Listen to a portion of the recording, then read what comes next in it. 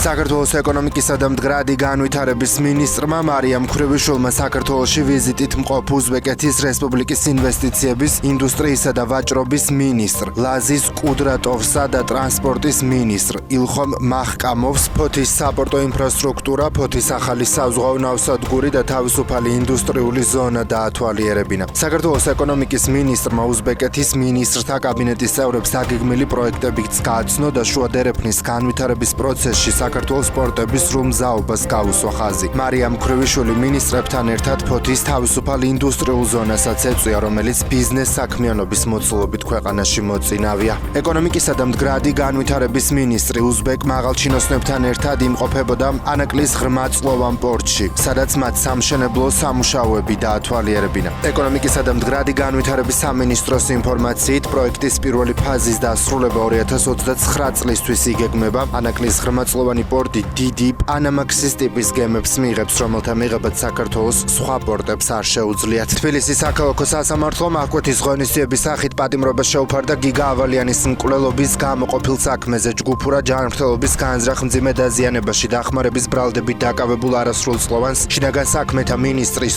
ყოფილი მოადგილის მერაბ მალანიას ვაჟს გიორგი მალანიას. ეს ბრალი 13 წლამდე პატიმრობას ითვალისწინებს. პროკურატურის განცხადებით მალანიას დაკავება გადაუდებელი აუცილებლობის ნიადაგზე მოხდა, რადგან მათი მტკიცებით ის მიიმალვას აპირებდა. გამოძიების ვერსიით მოზარდის დახმარებით ალექსანდრე გაბაშვილმა, დემეტრე ჩიქოვანმა და გიორგი რიკაძემ გაარკვიეს გიგა ავალიანის სამუშაო და საცხოვრებელი ადგილის მისამართები, შეესწავლეს მისი სამუშაო გრაფიკი, რა გზით გადაადგილდებოდა სამსახურიდან სახლში, შეარჩიეს განზრახვის შესრულების ადგილი და დაიწყეს თვალთვალი. შინაგან საქმეთა სამინისტროს ცნობით დააკავეს 50 უცხოელი არალეგალი მიგრანტი, მათ შორის ინდოეთის, ვიეტნამის, თურქმენეთის, რუსეთის, ყირგიზეთის, სუდანის, პაკისტანის, უზბეკეთის, აზერბაიჯანის, ტაჯიკეთის, იორდანიის, ნიგერიის, ბანგლადეშის, უგანდისა და კენიის მოქალაქეები. უწყების ცნობით მიგრაციის დეპარტამენტის თანამშრომლებმა სპეციალური საიმიგრაციო კონტროლის ღონისძიებები ქვეყნის მასშტაბით ჩაატარეს. ეუთოს საპარლამენტო ანსამბლია ემზადება ჰააგის დეკლარაციის მისაღებად, რომელიც საქართველოს შესახებ რეზოლუციას შეიცავს. პროექტის თანახმად ეუთოს საპარლამენტო ანსამბლია შეშფოთებას გამოხატავს საქართველოში 2024 წლის 26 ოქტომბრის საპარლამენტო არჩევნების ჩატარებასთან დაკავშირებით და აღნიშნავს, რომ ეუთო ოდირის ანგარიშებში ხაზგასმულია მნიშვნელოვანი დარღვევები. შეშფოთებული 2025 წლის ოქტომბრის ადგილობრივი არჩევნების დროს საარჩევნო უბნებზე ქაღალდების ნიშნების, ხმებით მანიპულირების, ამომრჩეველთა მოსყიდვის,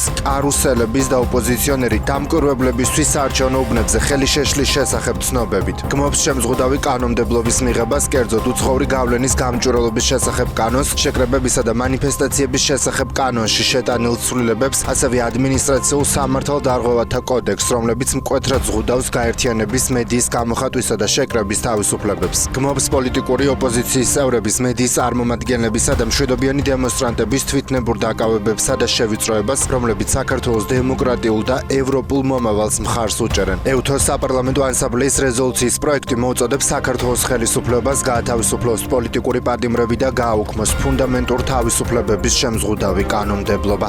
ალდემ საქართველოს შესახებ რეზოლუცია მიიღო ინფორმაციას ვენაში ევროპული ლიბერალური და დემოკრატიული პარტიების გაერთიანება ავრცელებს. რეზოლუციაში ავტორიტარული ტყვეობისა და რუსეთის მოკავშირეობის წინააღმდეგ ქართველი ხალხის დემოკრატიისთვის ბრძოლის მხარდაჭერა. ალდე აღნიშნავს, რომ მასში, როდესაც ფართო რეგიონი მზარდა თავისუფლდება რუსეთის გავლენისგან, ივანიშვილის რეჟიმმა გადააქცია მისი მმართველობა რუსეთის უკანასკნელ სიმაგრე და სატელიტად აღმოსავლეთ ევროპაში. განგებ წვეთს რა კავშირებს დემოკრატიულ სამყაროსთან და ანგრევს ქვეყნის დემოკრატიულ მიღწევებს. ალდე აღიარებს ქართველი ხალხის ურყევს სიმამაცეს, სიმტკიცესა და ურყევერთგულებას გახდეს ევროპული ოჯახის წევრი, საქართველო გახდება ევროკავშირის წევრი ქვეყანა. ნათქვამია დოკუმენტში. ალდე მოუწოდებს ევროკავშირის ლიდერებსა და ევროპულ სახელმწიფოებს მიიღონ გადამწყვეტი ზომები და ჩამოაყალიბონ ძალიან ცხადი უკომპრომისო პოლიტიკა ივანიშვილის რეჟიმის მიმართ.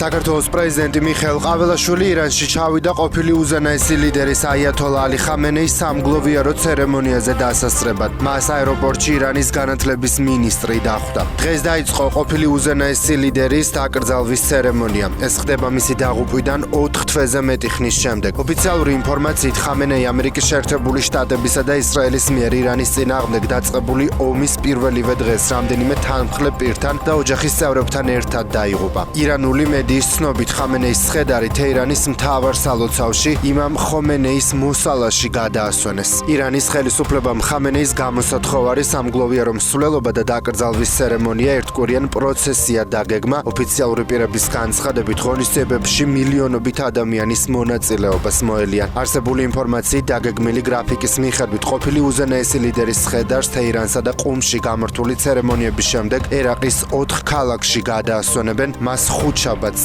9 ივლისს ირანის ჩრდილო-აღმოსავლეთით მდებარე თეირანის შემდეგ მეორე დიდ ქალაქში მაშჰადში დაკრძალავენ. ამერიკის შეერთებული შტატები დღეს ეროვნულ დღესასწაულს და დამოუკიდებლობის დღეს აღნიშნავს. 1776 წლის 4 ივლისს მიღებული დეკლარაციის 250 იუბილეს ამერიკელები მასშტაბური აღლუმებით, სხვადასხვა სადღესასწაულო ღონისძიებებითა და ტრადიციული ფოიერვერკებით ზეიმობენ. ამერიკის შეერთებული შტატები ყველაზე წარმატებული და ყველაზე გამორჩეული სახელმწიფოა კაცობრიობის ისტორიაში და ჩემთვის დიდი პატივია, რომ თქვენი პრეზიდენტი ვარ. ასე მიმართა შეერთებული შტატების პრეზიდენტმა დონალდ ტრამპმა 250 წლის იუბილესთან დაკავშირებით რაშმორის მთაზე სიტყვით გამოსვლის დროს მოქალაქეებს. საკუთარ სიტყვაში ტრამპმა ახსენა ირანიც და თქვა, რომ მათ ერთკვირიანი შესვენება მისცა ყოფილი უზენაესი ლიდერის აიათოლა ალი ხამენეის დაკრძალვასთან დაკავშირებით. მათ შეთანხმების მიღწევა ძალიან სურთ, ამის გაკეთება ძალიან სურთ. ჩვენ მათ დაკრძალვისთვის ერთი კვირით შესვენება მივეცით, რადგან კეთილები ვართ, განაცხადა შეერთებული შტატების პრეზიდენტმა. რუსეთის პრეზიდენტმა ვლადიმერ პუტინმა უცხოეთის სხვა ლიდერებთან ერთად შეერთებული შტატების პრეზიდენტ დონალდ ტრამპს მიულოცა მისი ქვეყნის დამოუკიდებლობის 250 წლის თავი. მიმართვაში, რომლის ტექსტიც კრემლის საიტზე გამოქვეყნდა, პუტინი ტრამპს შენობითი ფორმით მიმართავს. ძვირფასო დონალდ, მიიღე გულწრფელი მილოცვა. შენ დონალდ და შენს ახლობლებს გისურვებთ ჯანმრთელობას, კეთილდღეობასა და წარმატებებს, ხოლო ამერიკის ყველა მოქალაქეს ბედნიერებასა და აღმავლობას, ნათქვამია ტექსტში. რუსული მედია აღნიშნავს, რომ ეს პირველი შემთხვევა, როცა კრემლი აქვეყნებს ტრამპისადმი ამგვარ მილოცვას. რუსეთის მიერ უკრაინის ქალაქ სუმიზე განხორციელებული ავიადარტყმის შედეგად 3 ადამიანი დაიღუპა, მათ შორის ერთი ბავშვი. უკრაინის საგანგებო სიტუაციების სახელმწიფო სამსახურის ინფორმაციით, რუსეთის შეერაღებულმა ძალებმა მართული ავიაბომბი ქალაქის ერთ-ერთ ცენტრალურ ქუჩაზე ჩამოაგდეს. მათივე ცნობით დაზიანებული ბინებიდან მაშველებმა 5 ადამიანის გამოყვანა შეძლეს. სანქტ-პეტერბურგის ნავთობტერმინალზე დრონები თავდასხმა განხორციელდა, ინფორმაციას უკრაინული მედია ავრცელებს. ლენინგრადის ოლქის გუბერნატორის განცხადებით, დრონები თავდასხმის საფრთხის გამო ღამით საჰაერო განგაშიც იყო გამოცხადებული.